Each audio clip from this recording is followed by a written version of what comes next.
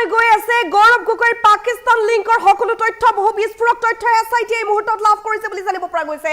গৌৰৱ গগৈৰ পাকিস্তানৰ হৈতে লিংক কেনেকুৱা আছিল গৌৰৱ গগৈ কিমান বাৰ পাকিস্তান গৈছিল কি কৰিছিল 8 ফেব্ৰুৱাৰীত এই কথা ৰাজহুৱা কৰিব এছআইটিৰ প্ৰতিবেদনৰ জৰিয়তে এছআইটিৰ এই প্ৰতিবেদনক লৈ মুখ্যমন্ত্ৰী ডক্টৰ হিমন্ত বিশ্ব শৰ্মাই ডাঙৰ মন্তব্য কৰিছে তেওঁ কৈছে যে গৌৰৱ গগৈৰ পাকিস্তান লিংক সকলো তথ্য পোৱা গৈছে কেৱল গৌৰৱ গগৈ নহয় আলী টকিৰ শেখৰ বিৰুদ্ধে পোৱা গৈছে বহু বিস্ফোৰক তথ্য লগতে তথ্য আছে গৌৰৱ গগৈৰ পত্নী এলিজাবেথ গগৈৰ বিৰুদ্ধে এলিজাবেথে পাকিস্তানত কাম কৰিছিল পাকিস্তানত কিমান বাৰ অহাযোৱা কৰিছিল কি কাম কৰিছিল কেনেকুৱা লিংক আছিল এই সকলোবোৰ তথ্য পোৱা গৈছে এই তথ্যবোৰ ৰাজহুৱা কৰিব এছআইটিয়ে প্ৰতিবেদনৰ জৰিয়তে আৰু এই প্ৰতিবেদন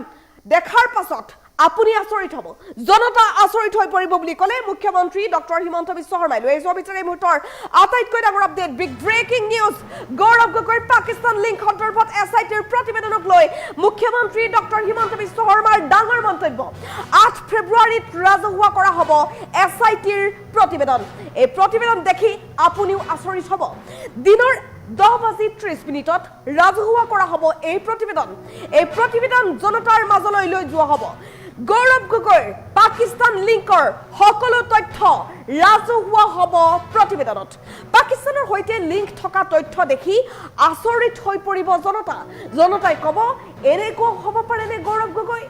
কেবিনেট মেমৰেণ্ডাম হিচাপে এই প্ৰতিবেদন ৰাজহুৱা কৰা হ'ব বুলি মন্তব্য কৰিছে মুখ্যমন্ত্ৰী ডক্টৰ হিমন্ত বিশ্ব শৰ্মাই এছআইটিয়ে তিনিওগৰাকী লোকৰ পাকিস্তান লিংক সন্দৰ্ভত প্ৰমাণ দিছে এই লোক তিনিগৰাকী হৈছে আলী টকিৰ শেখ গৌৰৱ গগৈ আৰু গৌৰৱ গগৈৰ পত্নী এলিজাবেথ গগৈ তেওঁলোকৰ বিৰুদ্ধে প্ৰমাণ দিছে গৌৰৱ গগৈৰ এই পাকিস্তান লিংক সন্দৰ্ভত এছআইটিয়ে প্ৰতিবেদন দিবলৈ গৈ আছে অৰ্থাৎ ৰাজহুৱা হ'ব প্ৰতিবেদন 8 ফেব্ৰুৱাৰীত ৰাজহুৱা প্ৰতিবেদন আহিব এছআইটিৰ এই প্ৰতিবেদনক লৈ মুখ্যমন্ত্ৰী ডক্টৰ হিমন্ত বিশ্ব শৰ্মাই মন্তব্য কৰিছে দিনৰ ঠিক 10:30 এই প্ৰতিবেদন জনতাৰ মাজত প্ৰকাশ কৰা হ'ব গৌৰৱ গগৈৰ পাকিস্তান লিংকৰ সকলো তথ্য আপুনিও জানিব পাৰিব কাৰণ প্ৰতিবেদন ৰাজহুৱা হ'ব পাকিস্তানৰ হৈতে লিংক থকা তথ্য দেখি আচৰিত হৈ পৰিব জনতা কেবিনেট মেমৰেণ্ডাম হিচাপে এই প্ৰতিবেদন ৰাজহুৱা হ'ব মুখ্যমন্ত্ৰী ডক্টৰ হিমন্ত বিশ্ব শৰ্মাই এই সন্দৰ্ভত কি কৈছে শুনক আজি আমি কেবিনেটত আলোচনা কৰোঁ কেবিনেটত এছআইটিয়ে তিনিগৰাকী ব্যক্তিক প্ৰত্যক্ষ ৰূপে পাকিস্তানৰ লগত সম্পৰ্কৰ অভিযোগৰ প্ৰমাণ দিছে আলী টকিৰ শেখ সংসদগৰাকীৰ পত্নী এলিজাবেথ গগৈ আৰু গৌৰৱ গগৈ তিনিগৰাকীৰ বিৰুদ্ধে প্ৰত্যক্ষ প্ৰমাণৰ আজি কেবিনেটত প্ৰেজেণ্টেশ্যন দিয়ে এটলিষ্ট আমাৰ কেবিনেট মন্ত্ৰীসকলে প্ৰেজেণ্টেশ্যনটো পাই যথেষ্ট আচৰিত হৈছে আজি আমি ক'ব খোজা নাই কাৰণ ফৰ্মেল কেবিনেট মেমৰেণ্ডামখন 7 তাৰিখে আহিব কিন্তু যেতিয়া প্ৰেজেণ্টেশ্যনটো কেবিনেটক দিছে বাকী মন্ত্ৰীসকলেও যথেষ্ট আচৰিত ইমান দিনে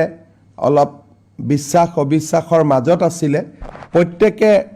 অত্যন্ত নিজে আচৰিত হৈছে আৰু আমি 7 তাৰিখৰ কেবিনেটত এইখন ফৰ্মেল মেমৰেণ্ডাম কৰি আনিবৰ কাৰণে নিৰ্দেশ দিছোঁ 8 তাৰিখে প্ৰেছত আমি গোটেইখিনি সদৰি কৰিম Today cabinet has informally discussed the SIT report related to a sensitive cases involving one Pakistani national Ali Tokir Sheikh, one British national Elizabeth Gogoi, one Indian national Gaurav Gogoi. After going through the PowerPoint presentation,